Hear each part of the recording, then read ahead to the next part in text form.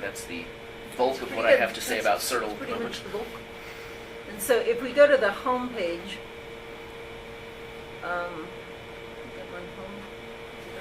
Yeah. And if you didn't get a login, so if you look right on the home page, sorry. I was just going to make one real quick thing. Is if you do decide you want to log in and you do get a login to your things, your login will look slightly different than this one because this is an administrative login, so I have access to some areas and some things that other people won't. So right here on the first page, you can see that the CIRTL is a network. So it's essentially 6 universities right now. And the original 3, it's the result of 2 big NSF grants. The first $5 million, Michigan State, Madison, and Penn State got the money from NSF. And part of that was a 5-year grant, and they spent the first 3 years building what they call the CIRTL pillars, which are teaching as research, teaching through diversity, and learning in community. And they develop materials, so you can actually get free materials from a group.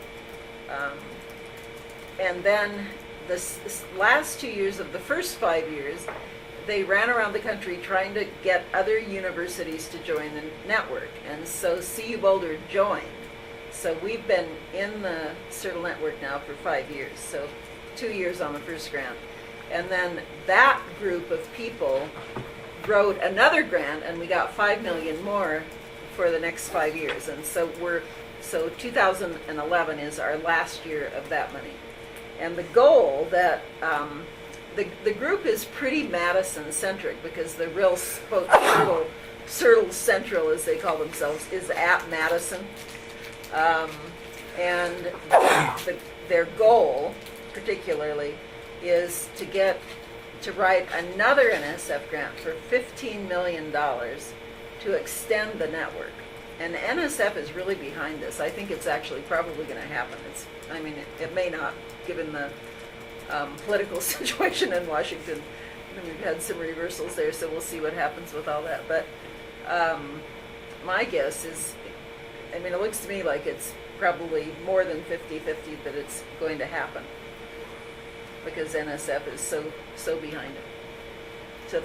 So their goal is to get up to 25 universities, to have online courses that are taught by faculty around the campuses.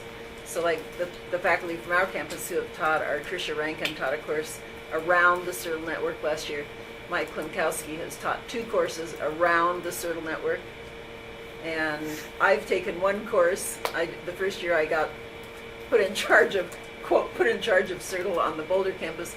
I took a course to find out what on earth was CIRTL. I was just trying to learn as much as I could, so I took a course in college teaching that was taught by an engineering faculty member from Madison, and played along with the students. And it was really fun, because the students were at Howard and Fisk, which is a satellite of Vanderbilt, and Texas A&M and Madison and Boulder and Michigan State. So it was kind of fun, and we actually did not videotape consultation, but micro teaching, and gave each other feedback around this university network. So it's been an interesting project to be involved in. And PJ and I have certainly upgraded our computer skills and our understanding of online teaching and online professional development. And if we hadn't been a part of CIRTL, I know we're more than 5 years ahead of where we probably would be if we weren't involved in CIRTL. So since PJ was on the CIRTL portal team, he was able to develop our website. So now we have a Drupal. We don't have Moodle. We could put in Moodle. We don't have Moodle, but we have a Drupal website. So like if you look under, it's not showing up now. Yeah, you have to be logged in to see. You have to be logged in, but if you look under Lead Network, there's actually, when you're logged in, the leads themselves have access to a bunch of materials that they can use. Including Illuminate. So they can hold meetings on Illuminate if they want to. And then, like I said, we also have RSS feeds and Twitter links and stuff like that to help get word out about our workshops. And people can also, on our website now, We don't have any upcoming events. Do me a favor, click on events and just go to Monday workshops.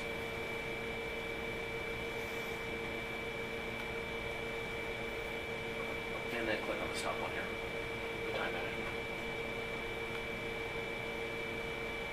So the other capacity here is that if people want it set, you can see down here right now it says sign up is closed for this event, but people can go to our individual events, click on that, drop in their email address, and they'll get a reminder of a workshop by email the day before. So that's a new factor in there. And the nice thing about these is the RSS feeds, the automatic Twitter feeds, these email reminders. We can do all of this. It makes it easier for our constituents to see what's going on, get reminded of what's happening, and it isn't actually extra work for us because it's all built directly into the site.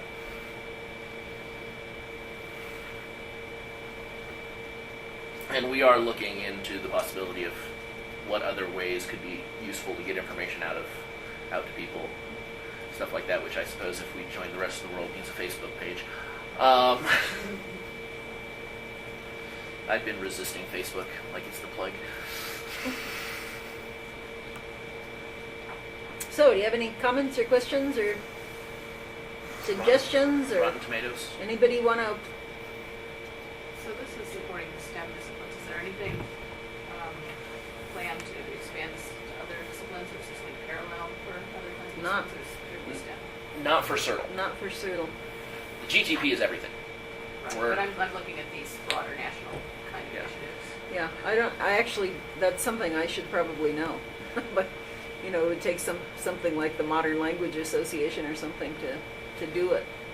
I don't think there's a big enough granting agency to handle the arts and humanities. It did come up once in mention at one of the CIRTL meetings, probably the Vanderbilt one that we weren't at. And the debate at that particular moment in time was that it would be a good thing, but funding-wise was a problem at the moment because all of our funding so far is coming from NSF.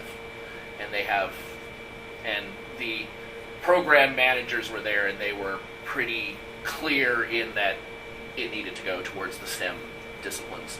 As the network expands and as we work out ways to come off of grant funding, since we know we won't be able to be funded by grants forever, that will probably be something else that will come up again as we start having other funding sources and therefore can be looking into additional ways to be using that funds and not be as restricted. But for right now, as far as CIRTL is going, because of our funding requirements and restrictions, we're going to be on the STEM side of things. They allow a little bit of wiggle into the social sciences. A little bit.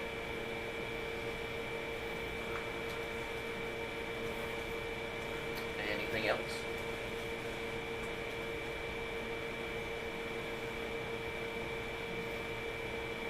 Thank you. Thank you very much. Quite welcome. Thank you for inviting us.